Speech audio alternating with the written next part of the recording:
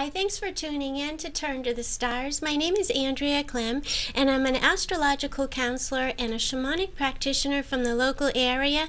And today we have some very special guests on Turn to the Stars.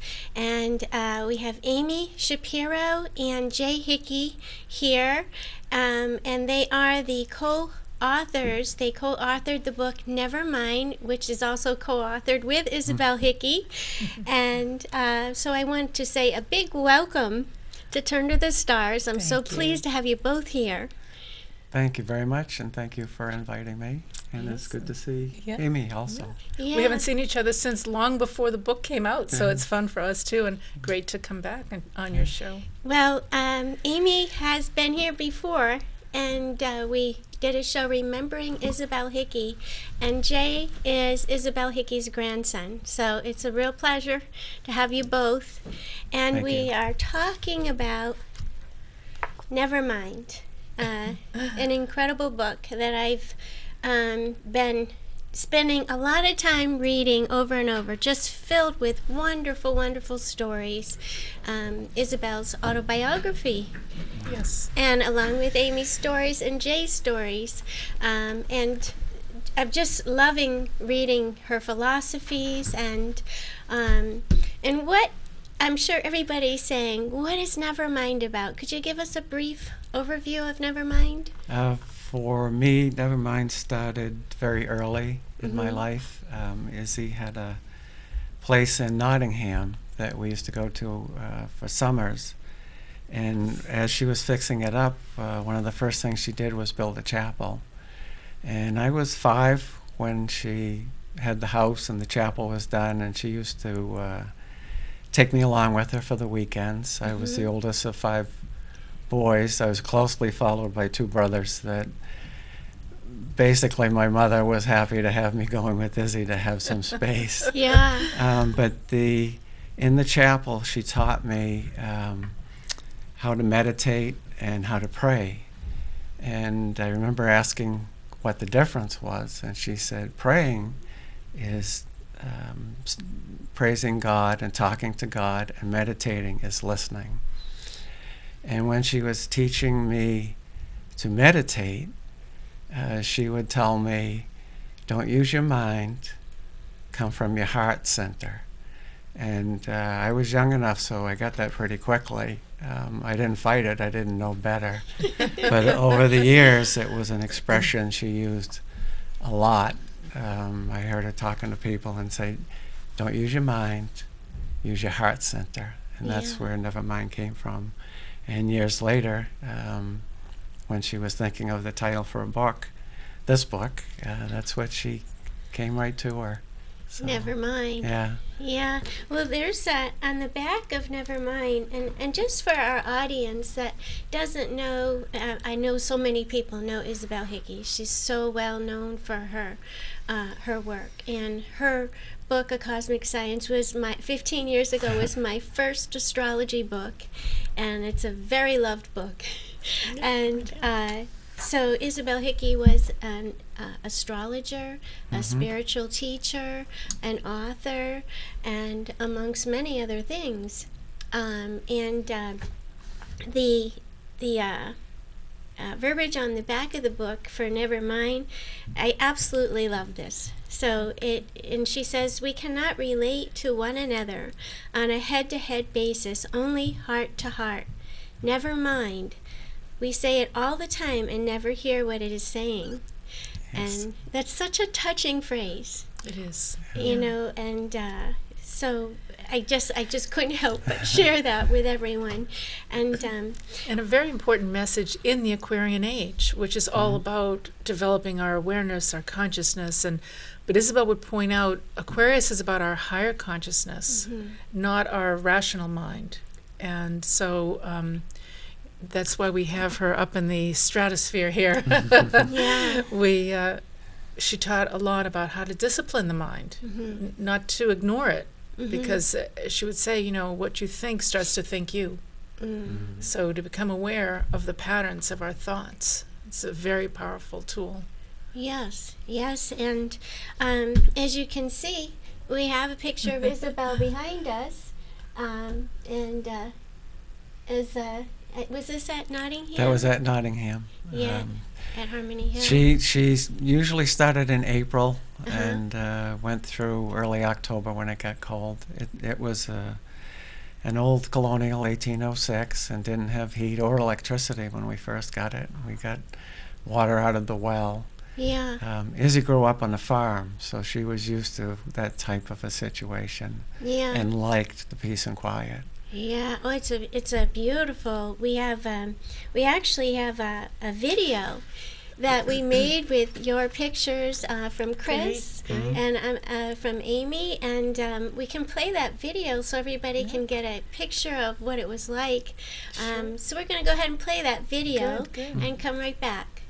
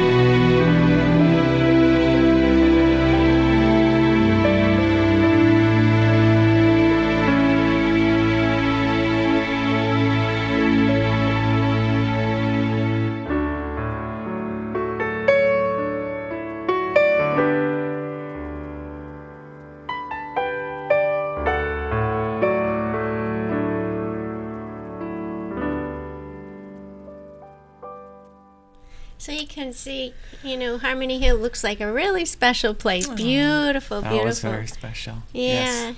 And Jay said to me, Isabel, love piano. And so I said, gotta find piano. I went through, I don't know how many songs. You did a great job putting that together. Oh, beautiful. I'm so glad you liked it. You have to comment. That's a lawn Jay was very familiar with. He'd mowed that lawn quite a bit. Years, for miles. Really? Yeah. Yeah, and I remember stories of you working in the garden and Yes. Never Mind. Yeah, yeah. Izzy put you to work. She made sure you were not idle. Connected to nature. Connected to nature. And, I remember she said once, we all need to feel needed.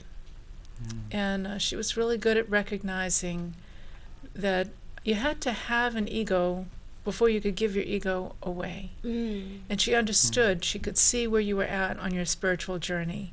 and if your ego needed a little bit of building up or maybe a little bit of taking down. Oh. She understood. Wow, that's a very special gift to be able to do that. Yeah. And Jay, could you tell us or share some of your stories about Harmony Hill? There's lots of stories. The first time I was at Harmony Hill, my first time was, I was probably 4 or 5, and we grew up in Watertown, Mass, and the first time I stepped out of the car, it was a shock, because we could hear streetcars and there was traffic, and there was woods and grass and quietness and birds, and we went through the house. It was huge and had all kinds of places for kids to play, which my brothers and I did. And what was nice growing up was the people in her astrology and meditation groups would come there for weekends and work like crazy, starting Friday night and Saturday. But on Sundays, we would have meditations in the chapel and have fun. Saturday nights for me as a young boy were great. There was no bedtime for me. I could stay up as late as I want. As he said, you can stay up as late as you want as long as you take a nap on Sunday. I'm not bringing you home to your mother tired.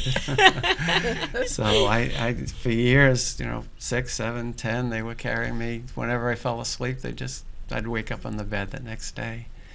But as I got older, I was more involved in understanding, and Izzy was an awesome teacher. She was patient. She wasn't strict, but she was encouraging to get you over the hump of something that you just weren't understanding. And the meditations and the spiritual awareness that she gave me has lasted my whole life and protected me my whole life. And I have a lot of stories of near-death experiences, and Izzy used to say, "Don't do it in front of me anymore. You're going to give me a heart attack." I know you're protected. You don't have to prove it. So, but it was a wonderful place, and over the years it got fixed up, and there was electricity finally. And she had conferences, astrological conferences out in the front lawns in the summer with hundreds of people coming. So it was special. Yeah, there's a lot of the stories are in Never Mind. Yes. About what you're talking about now. Yeah. Some of the stories of what's coming to my mind now is when you fell out the window of her apartment. And I was 2 years old, and she lived on the second floor, and evidently I went up to visit her. Obviously I don't remember, and I climbed up on the windowsill. I was right around 2, leaned against the screen, and all she saw was my feet going out. And she screamed and ran downstairs. Our family was on the bottom floor, and she and her husband were upstairs, and ran down the stairs screaming. Jay fell out the window, and my mother and her ran out. Well, under the window there's a cement abutment and a little bit of lawn. It's 2 stories up, and they got out there, and I wasn't there. And they ran to the yard and looked around the yard and out on the sidewalk in front of the street and looked up the street, and she said I was probably 150 feet up the street walking on the sidewalk. So she was convinced that there was divine intervention. You had wings. I had something. I didn't even have a bruise. They told me I didn't have cuts, bruises, or anything. That's amazing. So. Yeah. Well, As Isabel would say, the spiritual life is never dull. No. And she made sure of that when you were around her. It's always fun. Yeah. Well, I know that you have lots and lots of stories, but one of the things that I think everybody would like to know is, why did you call the book Name It, Never Mind? I think for us, to me, that was what she wanted to name her next book. And so when we got to the point of this becoming reality, Amy and I mean, there was no other choice. That was it, never mind. Yeah. And she was working on that and finished it shortly before her death. And it was 30 years or so before I realized that she had given me the original manuscript. Wow. About a week or 10 days before she passed away, she handed me a briefcase and asked me to hold on to it. Mm-hmm. Take this and hold on to it. And, when I got home, I looked in and it had one of my son's charts on the top. So it was in a little travel bag, and I zipped it up and put it away. And over the years, it got moved from one place to another. And I was up in the attic 25 or 30 years later and decided to look at it. And nothing is chance with Izzy and Izzy gone and all the stuff that's happened, because I took the book down and I opened it up and started reading it and realized what it was. And shortly after that, Amy called me after 25 or 30 At least. years. It was probably Wow. 30 years since we'd had, because we probably saw each other at Izzy's memorial service. Yeah. And that so would it have was been a the last long time we'd had ago. any contact. In 1980. Yeah, 1980. So, Wow. So fast forward 30 plus Yeah. years, and Isabel's daughter, Jay's Aunt Helen, and I Yeah. had remained friends throughout all the years. And before Helen's passing, she had sent me a stack of papers and said, I always thought I would do something with these. I didn't know what to do, but maybe you'll know. I think you'll have a hunch. And among the papers was a folder entitled Never Mind. And I thought, oh my goodness, this must be the last book. Not having any clue otherwise, Mm-hmm. but it was all kinds of disparate little tidbits of things. It didn't really gel as a full book, but I thought, okay, I'll type it up anyway. Mm-hmm. And to make a long story short, when I had reason to contact Jay, because among the papers were some family memorabilia Mm-hmm. that I wanted to make sure were in the family. And just by coincidence, when Jay mentioned he'd had this folder, I said, oh my goodness, so you have the real book. I have what she left behind and didn't know what to do with, which is actually all in the book now, because we felt if it had some meaning to her, it would be important to share with people. These were things that inspired her, and so that's at Right. the back of the book. But the first 6 chapters are by Isabel, Mm-hmm. and they tell some wonderful, very poignant stories about her early years. Mm. You'll actually learn a lot of history in this book Yes. about the Depression times and World War I, and her beginnings and how difficult they were, and what inspired her to keep going. And then some really great adventures she had, not just with the world of astrology and the enormous following that she gathered, but in the world of metaphysics. Yeah. And she did a lot of work on the spirit level. Yeah. And there's a great story in there called Jason and Elizabeth about a tremendous Yes. healing that she did for souls who were earthbound. Yeah. That the beginning is so captivating. Her story. Yeah. It's just perfect. You know, you can't put it down, even if your eyes are closed. You know, that's when I was reading it at night, and she also started Star Rovers, an Exactly. astrological association. Right? That's right. I had only been studying with Isabel for a year when she decided that Boston needed another astrological organization, because she had already started the New England Astrological Association. And there's an interview in the book that talks about all of those decisions she made. And so Star Rovers was born, and that was, I think, 1967 in June. Yeah. And it was named after the same book by that name called Star Rover by Jack London. And it talks about the story of a fellow who was in jail and learned how to leave his body so that he wouldn't be imprisoned on the spirit level, and how he was free once he understood that, and had many out-of-body experiences, including seeing his past lives. Wow. So she wanted the organization to have a name that had a sort of crossover meaning between astrology and spirituality. Wow. So it was a wonderful group. I'd like to play, if it's all right with you. We have at Turn to the Stars, we have a Psychic Holistic Fair, which is our 21st, which is going to be this Saturday, November 2nd.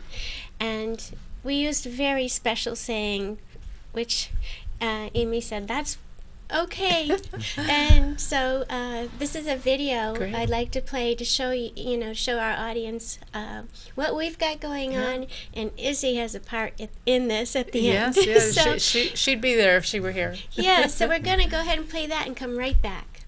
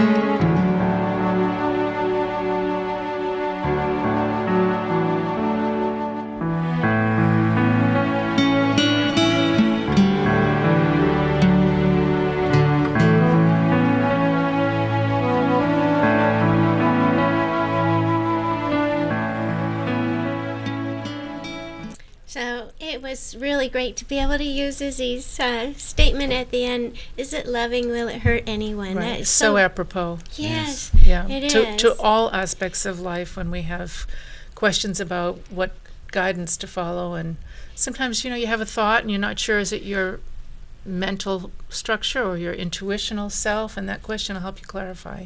Yeah. And Amy, you had, I know you had so many great stories as well. And unfortunately, we have such a short time. It seems like 28 minutes to do the show. But and as far as a teacher, what kind of teacher was Isabel? She was a tremendous teacher, both in terms of the actual discipline of learning astrology. She was very meticulous, very well organized. Her classes really took you from the beginning to the end. Even she would teach the calculations, which of course no one learns today anymore because we can rely on computers. So although she had a tremendously compassionate heart, and you felt that in every class, she was really very astute and competent as an astrologer, and she wanted to make sure you learned the foundation. She would say the first year of studying astrology is as clear as mud because there's so many factors that it can be very overwhelming. And that's true. So you can't be impatient if you're studying astrology. You have to recognize that the sun signs, I like to use the analogy that sun sign astrology is a little bit like going to a doctor and asking to have your whole health outlook based on your heartbeat. Yes. It's really important. You need that heartbeat, but it's just a tiny aspect of the big picture. And so Right. she helped people put all the pieces together to reach that point of synthesis. Important, so important. And being a teacher of astrology, you have been a teacher of astrology. Yes. It is something that has such, you really, there's a lot that goes with that, with teaching. That's right. And compassion is one of the biggest things. Exactly. As she used to say, astrologers have more responsibility than the average person to weigh their words and to recognize that if you allow yourself to get into any negativity in the middle of a session or focus on sharing information simply because you want to show off your knowledge, you're responsible for the consequences of whatever you say. And so you must never say anything that would cause a person anxiety or fear. I mean, you want to plant seeds of optimism and hope of how to empower someone with their chart, because as she would say, there was never anything difficult in the chart that there wasn't also something constructive as a tool to help you work through it. And that's our job, is to help people find the tools that they have. Right, because even on some of the roads that seem the hardest, there's flowers. Exactly. I don't know where I got that from, but there are. Why not? But I know one of the favorite stories that I have, or it's actually a story. See, I wrote down some of the favorite parts of the book. Oh, good. And page 116, there's this part that says, "Only when the heart is engaged with the mind can astrology bring joy, wisdom, and healing to oneself and others." I just love that. And Every astrologer should have that over their desk in big letters. Yeah, because when you're looking at somebody's soul map, it is such a privilege. And I like that term. Instead of horoscope, do think of it as a soul map. Yeah. And that's exactly how she taught, that it's what we bring into this lifetime. It's not where we're supposed to end up. Yeah. We're here to grow. Right. So she did talk about this earth as a planet is a school. And I want to tell everyone, never mind. As you can see on the bottom of the screen, because we're in the last minute of the show, you can go to and take a look at www.newagesages.com. This is such a wonderful book filled with great philosophy, stories, Isabel's autobiography, and you can read Jay's stories and Amy's as well. All very much come from the heart, and I'm so happy to have this book. Thank you so much. So I want to say a big thank you to Jay Oh, and you're welcome. Amy. Thanks so much for coming on Turn to the Stars. Pleasure. Hopefully Thank you. we'll be able to have you back. I hope so. And to everyone out there, thank you for watching Turn to the Stars. We appreciate your support. We'll see you next week.